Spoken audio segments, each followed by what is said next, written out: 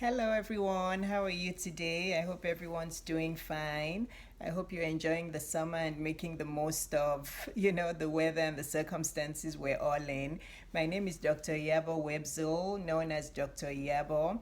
I'm a pediatrician, board certified pediatrician, practice owner, which makes me a physician entrepreneur. I'm a lifestyle blogger. I'm a speaker. I've spoken 3 times at the United Nations. And I'm an author. My book, Permanent Happiness, is on Amazon. And I'm also a conference host. My second women's conference is actually coming up soon in the next several weeks in August. You've probably seen a lot of my posts advertising that. So if you haven't heard about it, make sure you click the link in my bio and make sure you plan to attend or you attend my conference and make use of the early bird tickets. Okay, what am I coming on today? I'm coming on to talk about entrepreneurship, one of my favorite topics to talk about. If you've read my book, if you've listened to any of my videos, you know I always talk about entrepreneurship. And that's because of all the advantages it has, especially for us women. I think men are already comfortable with the idea of entrepreneurship, but with women, there's not enough lady bosses, there's not enough business owners that are female, and of course we need to keep advocating for this because there's so many advantages, and we also will be leading the way for girls coming up behind us for generations to come. So of course the two main things that we talk about in life are what? Relationships, whether it's romantic or platonic, where we're always talking about something, marriage, divorce, dating. Those are like the hot topics. And then what's the other hot topic? Money. So really, honestly, I feel like life is all about relationships and money in one way or the other. Of course, now COVID-19 has taken over, so now we're probably talking a lot about COVID. And then number two, it's still relationships, it's still money. And money, finances are not easy for anybody right now. It's definitely the pandemic has affected the economy in many ways, and it's hitting everybody in different ways. So I just feel that this is a time that women should really start thinking of entrepreneurship. And I'm so glad that I started my practice 16 years ago, and I've said that over and over, but I really want it to sink in because I'm so glad I did that, and I'm glad that I put systems in place and I scaled it to a level where I'm able to manage it, and it not that it runs by itself, it still takes a lot of hard work and supervision, but I have systems in place which luckily for me, the practice was running really efficiently well before the pandemic. So even though our numbers have gone down, and I'm not saying that my numbers are still the same, during this pandemic, yes, our numbers have gone down, but not that much. There's many practices that have had to shut their doors. Many small practices like mine have had to shut their doors. Some are seeing very, very, very few patients, but I thank God that my numbers did go very low in the beginning of the pandemic, but now we're actually going way back up. I just increased one of the days to full days. So if I hadn't taken the leap 16 years ago to do this, I won't be having all the advantages now of being able to step out and do other things. But anyway, so the reason I'm coming on today is to talk about entrepreneurship. We all know what it means. Entrepreneurship is starting a business on your own, managing it, scaling it. It's your own. So basically, there's advantages, like I've said. There's the financial freedom that comes from it. It's hard work in the beginning, but as you scale it up, if you manage it really well, you will start to make a profit sooner or later. When I opened my practice, everybody, it was all bad news. Probably 9 out of 10 doctors told me not to do it. Don't do it. All practices fail within 5 years. Don't do it. But for me, I don't listen to noise. If you followed me long enough, you probably kind of know my personality by now. I don't get bothered by noise. There's a lot of noise in the world. I don't get distracted. I put my eye on the prize. So there's going to be naysayers in life. There's going to be people that are going to not align with you. And I'm not saying they're bad people, but if people don't align with you and with your goals, you need to not let it affect you. I feel like sometimes we get too emotional Yeah, and this will be another video for another day talking about emotional intelligence. I'm a softie at heart. Honestly, I know people who know me will know that I'm a softie at heart, but there's also a part of me that is able to differentiate emotions from facts. I feel like in life sometimes we let our emotions rule us, and that's not going to lead you anywhere. But it doesn't mean you shouldn't be feminine. Look, I'm the most feminine person you can think of. I'm very feminine. I'm also a softie at heart, but I don't let emotions. I look at things from a factual point of view, and I'm also a very spiritual person, so I look at what the Bible says and I go by that. So don't let people get you off track. If you looked at my post yesterday, was it yesterday or this morning, I talked about not being distracted. There's many people that will try to distract you. So at this point in my life, I know what noise sounds like. And once I start to hear noise, I just quickly move on because I don't need anything to distract me, because I know what I'm here for. I know my life purpose. God has shown it to me, and I'm on a mission to achieve it. So when the noise comes, make sure, and it takes a while to get there to be able to realize what's noise and what's not noise, but don't ask 1,000 people whether you should start a practice. Don't Be careful of who you're talking to. Talk to somebody who's actually started a practice. It's because I'm a doctor, a business. So talk to somebody who has actually started a business and has been successful at it. Don't talk to people who haven't started a business. Of course, they're going to tell you, don't do it. It's just hearsay. People like to just pick up information from here and there. They have no basis for it. They just get emotional about it and they start talking.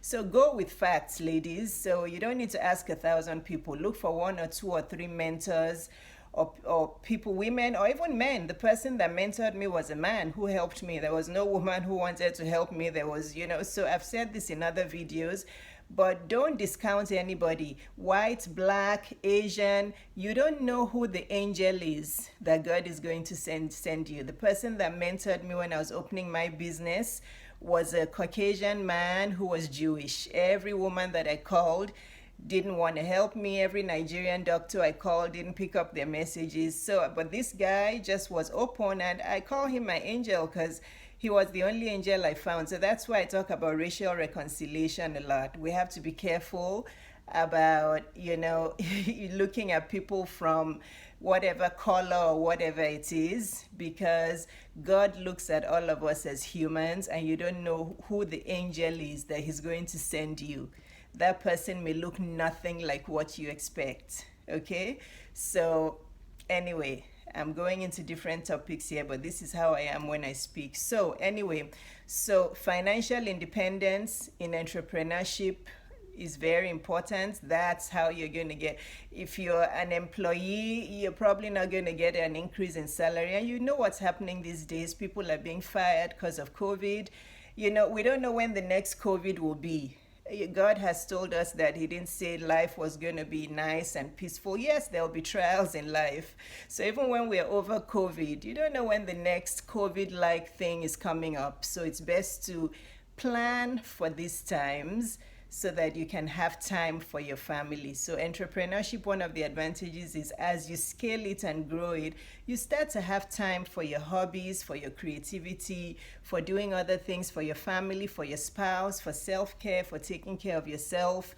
You don't have to wake up at 5 a.m. and jump into the car and be rushing, go all the time. Yes, when you first open the business, it's not easy. And then another advantage, you provide jobs for people. People forget that you open a business, you're going to scale it, right? You're not opening a one-man business. Then you're going to, provide employment for people, which is also really, really important. So there's many advantages to entrepreneurship. Another big one is it actually helps you use your real gifts. So some of us go to school because our parents wanted us to be a lawyer, be a this or that, but what we really want to do is inside of us. Many women change careers, which is fine. There's nothing, you're not a failure if you change careers. It's fine to change careers, but when you open a business, you really search within yourself to know what your gifts are. and you use your real gifts. That's the beauty of entrepreneurship. I love that you know what it is that you really want to do, rather than you're choosing a career just because your parents or your grandparents want you to be some professional or some academician, and that's not where you want to be. I didn't say don't go to college. College is very important. Go to school, stay in school, do well in school, get your degrees. That's very important. That will still take you from here to there. But when you're done with your degree, if you have a gift or a calling in your heart for something else you want to do, go ahead, do it. So those are the advantages of entrepreneurship. And those are huge. You know, somebody like Sarah Blakely in Spanx, if she hadn't taken the step many years ago, how would she be where she is today? So anyway, I want to give you quick steps if you're thinking of starting a business. Many women have asked me, where do I start? What do I do? What kind of business? What if? Okay, so I'm giving you practical steps here. Number one, when you're thinking of starting a problem, the first thing you want to ask yourself is, what is it? What problem needs to be solved in the world that I can use my gifts and talents for? So Sarah Blakely solved a problem for us women, even though I don't really wear Spanx. I do once in a while, but anyway, too much information. I was going to say I kind of like it when there's a little bit of movement down there, but that's too much information. Okay, all right, back to focus. So, but really, Sarah solved a problem, huge problem for many women. I think she thought about it when she loved wearing white pants. I think, don't quote me, I may be saying the wrong story, but I think what made her develop Spanx was she wanted to wear white pants. And you know how all of us women, all of us, thin, not thin, whatever, we all have cellulite. And that's how she thought, oh, you know what, when I wear white pants, my cellulite comes out. What can I wear underneath to help me hide the cellulite? And that's how Spanx came about. She was thinking of a problem to solve. So sit down in your quiet time, journal, think about what is there in the world right now, or even later. Don't think about just COVID times. Think about even after COVID is gone, something that people need. What problem is there in the world to solve? It can be anything as small as, oh, somebody needs sandwiches to be delivered somewhere, or somebody needs cake to be wrapped up somehow and delivered somehow. Think about a problem that needs to be solved, and then think about your gifts and talents that God gave you when you were born, and think how you can use those gifts to start that business. So first of all is, what problem is there in this world to be solved? What are people yearning for? How can I use my gifts to start it? And then, how am I going to start using my voice to talk about my business? That one's important. I've said it on many videos. You have to be able to step out in confidence to use your voice to talk about your enterprise and your business. That's very, very important. Like I said, don't ask 100 people. Look for people who've started a business and who've been successful in it. Okay? Don't start asking, because people are just going to make you freeze and you won't be able to do anything. People like to, I'm not saying everybody, but you know, you have to be careful who you're talking to. Another caution sign I did want to give women out there is, be careful of partnerships. Partnerships can be beautiful, but I've seen many business relationships, but partnerships end badly. So if you feel you're scared of starting a business on your own and you want to partner with somebody to give you that flexibility or that confidence, then maybe you're not yet ready to start a business. But I'm not saying partnerships are bad, but ponder it. Think about the person's personality you want to partner with before you go into it, because you know everybody has their unique personality and you may not align with that person.